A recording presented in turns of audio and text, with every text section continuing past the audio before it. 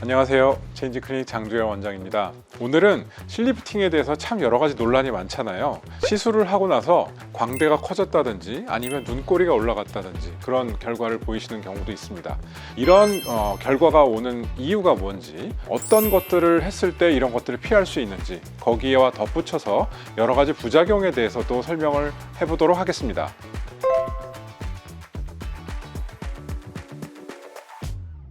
예전에는 사실 실리프팅을 하고 광대가 돌출된다든지 얼굴이 커진다든지 그런 이제 부작용을 호소하시는 분들이 많았는데요. 그 이유는 자입점에 있습니다. 그래서 저희가 옛날 방식은 여기 관자놀이에서 자입점을 만들고 밑에 쪽까지 실을 넣은 다음에 얼굴 전체에 있는 조직들을 다 올려줬거든요. 그래서 밑에 있는 조직들이 다 올라가니까 갈 데가 없으니까 광대 근처에 가서 조직이 몰리면서 광대가 커지고 얼굴이 커지고 그 다음에 그 눈 옆에 있는 조직까지 올림으로 인해서 눈꼬리가 올라간다는 그런 증상을 호소하는 분들이 꽤 많으셨습니다. 이런 증상을 피하기 위해서 저는 두 가지 정도를 말씀드릴 수가 있겠는데요. 첫 번째는 옛날에 실은 관자놀이서부터 쭉 실을 내려서 밑에까지 내린 경우에서 위로 올렸기 때문에 조직이 다 위로 올라가는데, 최근에는 양방향 코그실을 사용합니다. 양방향 코그실은 양쪽 코그의 방향이 서로 다르기 때문에 조직이 가운데로 몰리는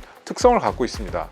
그래서 실제적으로 가운데에 꺼져 있는 볼파임 같은 것들을 아래에 있는 조직을 올림으로써 채우게 되거든요. 그래서 좀 더 둥그런 얼굴을 만들 수 있습니다. 또 한 가지 큰 얼굴을 막는 방법으로는요, 자입점 자체를 밑으로 좀 낮춰주는 것이 되겠습니다. 위에 자입점이 있는 경우 조직을 다 위로만 올리게 되는데, 자입점을 좀 낮춰주게 되면은 조직이 볼파임 근처로 모임으로 인해서 광대 돌출이 없이 아래 조직을 볼파임 쪽으로 올리는 효과를 낼 수가 있습니다.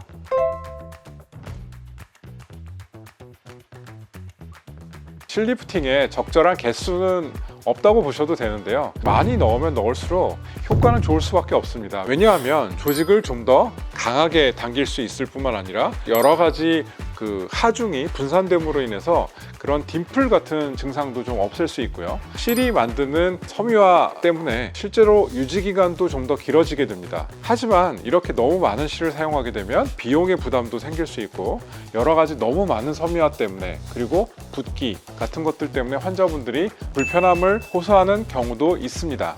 그래서 저 같은 경우에는 어느 정도의 실의 개수를 제한을 하고 있는데요. 아랫볼 쪽에는 사실 좀 무거운 지방이 존재하는 부위이기 때문에 많은 실이 필요합니다. 그래서 한쪽에 4개에서 한 8개 정도의 실을 넣게 되고요. 팔자주름 쪽을 올리기 위해서 중안부 쪽으로 실을 넣는 경우에는 2개에서 한 4개 정도의 실을 사용을 하게 됩니다. 그래서 사실 4개에서 8개만 해도 상당히 많은 차이가 있잖아요. 정확한 그 실의 개수는 환자분의 상태에 따라 너무 많이 차이가 날 수가 있기 때문에 병원에서 상담을 하시고 결정을 하시는 것을 추천해 드립니다.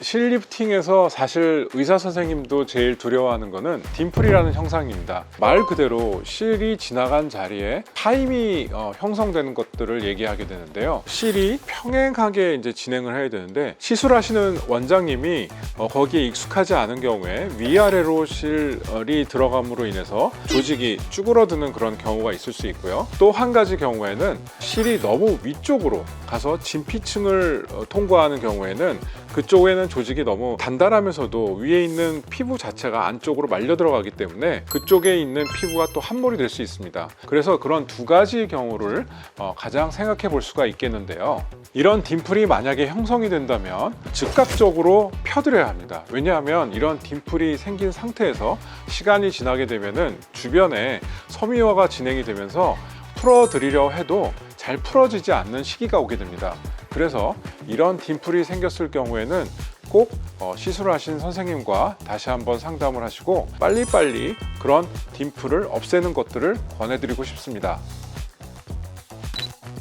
오늘은 실리프팅 어떻게 하면 원하지 않는 얼굴형을 피하고 또 부작용을 피할 수 있는지에 대해서 말씀드렸습니다. 실리프팅은 이렇게 시술자분의 테크닉도 중요하지만 어떤 디자인을 가지고 접근을 하는지 또 실제적으로 어떤 실을 쓰느냐에 따라서도 결과가 상당히 많은 차이를 보이는 시술입니다. 그렇기 때문에 꼭 경험이 많은 의사 선생님과 충분한 상담을 통해서 시술을 결정하셨으면 하는 바람으로 오늘 영상을 마치도록 하겠습니다.